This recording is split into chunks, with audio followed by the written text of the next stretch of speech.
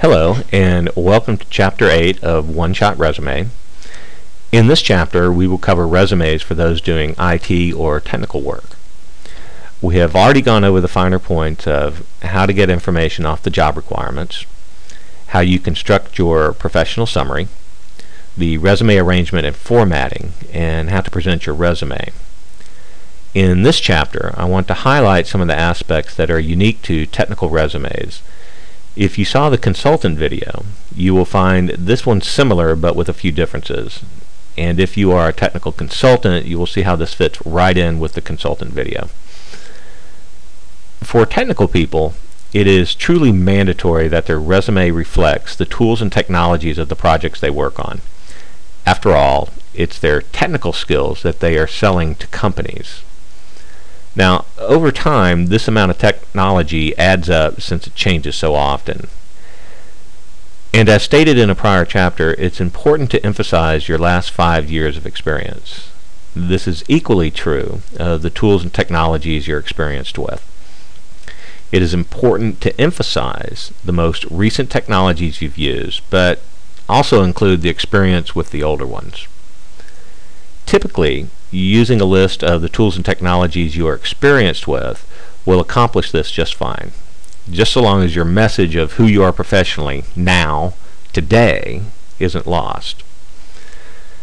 We begin by emphasizing current and applicable technical skills in the professional summary, which you probably have already done.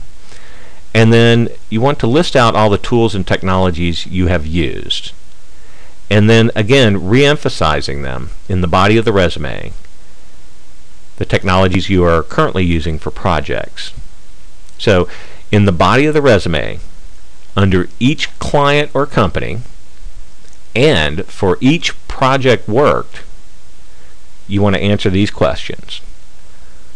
What was the project about?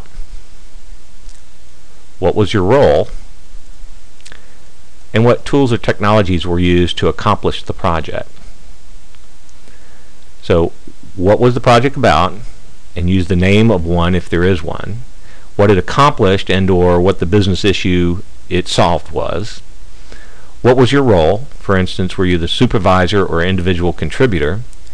And if you were the lead, over how many people? So let's look at a few examples of how this plays out. This gentleman here is a GIS analyst, and he has 7 years experience overall, 5 years as just a GIS analyst, and 5 years in the oil and gas arena using ArcGIS for map production. And now down here he has his professional summary, and it lists out a few other technologies that he uses, like Microsoft Project and PowerPoint and Microsoft Access. And then he has his education, his training, and then here's the list of technical skills that I wanted to add right there. Now up here he mentions ArcGIS for map production, and down here we list out there's ArcGIS, there's Esri, there's ArcObjects with VBA and Python development, and it goes on. Here's some web services that he's used. The point is that he's listed out his technical skills here. Then for the DOE, as a GIS analyst, and here he says what he's done for them. An analyst providing GIS map development using ArcGIS, Esri, and ArcObjects. And here's his first bullet here. Produce customized mapping projects as requested and maintain the data and application infrastructure to support the mapping capability using the Esri suite.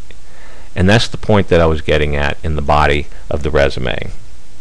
You want to say, this is what I've done, this was my role, and these were the tools and technologies I used to do this. So he's a GIS analyst, and right here on this project, he produced all of this here, and then he used this doing it. So let's take another look at someone else's here. So here this gentleman is a systems architect. He has 16 years of experience, 14 years using Java, 6 years as a systems architect with financial applications. Okay, good. And now he tells us the emphasis is on J2EE, J2EE infrastructure, and he has experience with struts, SOA, and AJAX, with a concentration in J2EE and Java applications for WebSphere. And then down here he talks about frameworks such as Spring and Hibernate. In other words, up here in the professional summary, he is outlining the most important tools and technologies that he has been using recently. However, down here, he also breaks out and tells us what else he has been using. And that's what you want to do. You want to emphasize what's most important up here, but be certain to include all the other stuff, all the other tools and technologies that you have used down here. So here he tells us he is a systems architect, the lead architect on a scoring-based system centered on clinical and catalog scoring of assessment exams. And then tells us the technology centered on those technologies and tools right there. And that's what you want to do. Each project, say what tools and technologies you have used. And he tells us he is the lead architect. He doesn't mention how many people here, which would be good to do.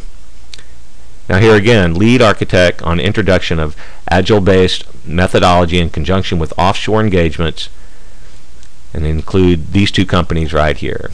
Lead architect on open source based development environment, which included these tools and technologies right here. Here they are. So again, he has done the right thing.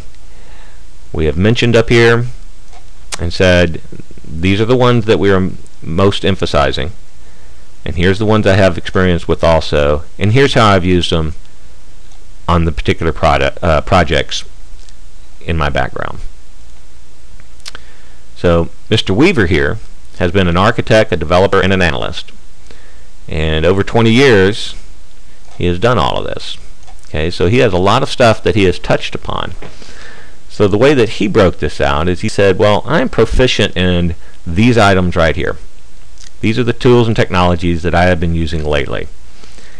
And then listed out everything that he has experience with here by the way of tools and technologies. That's what you want to do. You want to include all of this, but you want to emphasize what you're really doing right here. And then if you read down here, see, so he developed scripting languages using Java, Perl, and BASIC. That's the idea. That's what you want to be able to say right there. OO development, meaning object-oriented development and refactoring of existing code, on, utilizing these technologies right here. So that's what you want to be able to do. You want to say up at the top, this is what I'm emphasizing. Here's everything that I've got experience with. And here's what I've been doing most recently. These projects using these technologies. This project using these technologies. Okay, so that's it for Chapter 8. And just to re-emphasize here, for each client or company and on each project, say what the project was about, the name of it if there is one, what it accomplished and or what business issue did it solve, what was your role, and what tools and technologies were used to accomplish the project. That will keep you emphasizing the most applicable technical skills that you have, while not eliminating all that you've used, but not letting them get in the way of the message that you're really trying to deliver about who you are professionally. Thank you again. That's the end of Chapter 8.